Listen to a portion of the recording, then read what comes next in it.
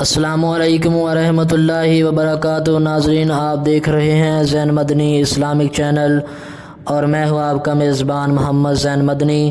ناظرین، جیسا کہ آپ کو معلوم ہے کہ ہم ریاض الصالحین ریکارڈ کر رہے ہیں۔ آج ہم ریاض الصالحین کی حدیث نمبر 53 یعنی 53 ریکارڈ کریں گے، اور یہ اس باب صبر کے بیان کی آخری حدیث ہے۔ آپ سے التماس ہے کہ ہمارے چینل کو سبسکرائب کریں، لائک کریں، شیئر کریں اور بیل آئیکن پہ کلک کریں تاکہ ہر آنے والی نئی ویڈیو آپ تک پہنچ سکے۔ نحمدہ ونصلی علی رسولہ الکریم، اما بعد فاعوذ باللہ من الشیطان الرجیم، بسم اللہ الرحمن الرحیم۔ ریاض الصالحین جلد اول اور باب نمبر 3، باب الصبر، صبر کا بیان، اور حدیث نمبر 53۔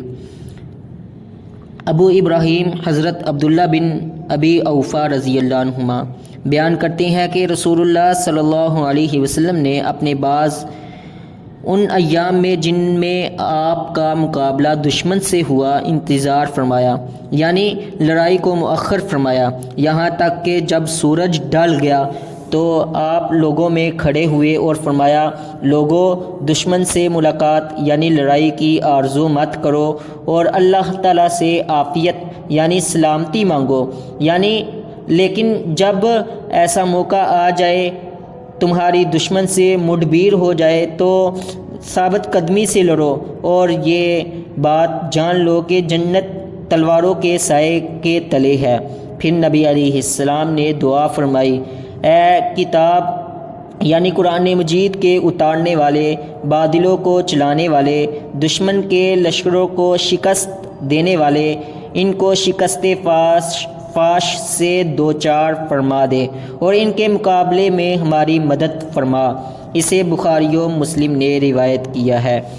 حافظ صلاح الدین یوسف صاحب نے اس حدیث کے فوائد و مسائل اخذ کرتے ہوئے پہلا مسئلہ یہ تحریر کیا ہے کہ جہاد کے لیے بھرپور تیاری اور ہمہ وقت مستعد رہنے کی اگرچہ بڑی تاکید کی گئی ہے، تاہم اس کے باوجود دشمن سے مقابلے کی آرزو کرنے سے منع کیا گیا ہے۔ دوسرا مسئلہ یہ تحریر کیا کہ صبر مومن کا بہت بڑا ہتھیار ہے۔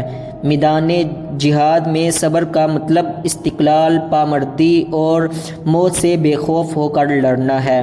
تیسرا مسئلہ یہ تحریر کیا کہ سارا اعتماد ہتھیاروں، مادی ساز و سامان اور اپنی قوت و کثرت پر نہ ہو، بلکہ ان کے ساتھ ساتھ اللہ تعالیٰ سے فتح و نصرت کی دعا بھی کی جائے۔ چوتھا مسئلہ یہ تحریر کیا کہ آپ علیہ السلام صبح صبح لڑائی کا آغاز فرماتے، ورنہ سورج ڈھلنے کا انتظار فرماتے کہ مسلمانوں کی دعائیں ان کے شامل حال ہو سکیں جو وہ نماز ظہر کے وقت مجاہدین کے لیے کرتے ہیں۔ حافظ صلاح الدین یوسف صاحب نے پانچواں مسئلہ یہ تحریر کیا کہ جہاد ہی میں مسلمانوں کی عزت اور معیشت کا استحکام پنہاں ہے۔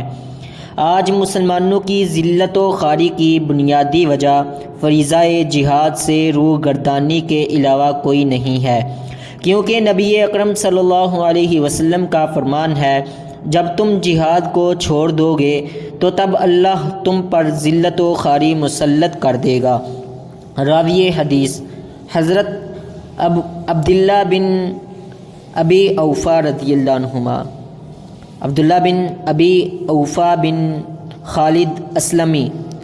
ابو اوفا کا نام علقمہ ہے، ان کی کنیت ابو محمد، ابو ابراہیم یا ابو معاویہ ہے۔ حدیبیہ، بیعت رضوان، غزوہ خیبر اور اس کے بعد کے تمام غزوات میں شریک رہے۔ یہ خود بھی اور ان کے والد ابو اوفا بے شرف صحابیت سے بہرہور ہوئے۔ نبی اکرم صلی اللہ علیہ وسلم کی وفات کے بعد کوفہ میں چلے گئے، اپنی زندگی کے آخری ایام وہی گزارے، آخر عمر میں بینائی جاتی رہی۔ کوفہ میں وفات پانے والے صحابہ میں سے آخری ہیں۔ 87 ہجری میں وفات پائی، جبکہ 86 ہجری کا بھی قول ہے۔ نبی اکرم صلی اللہ علیہ وسلم کے 95 فرامین عالیہ کے راوی ہیں۔ وما توفیقی الا باللہ۔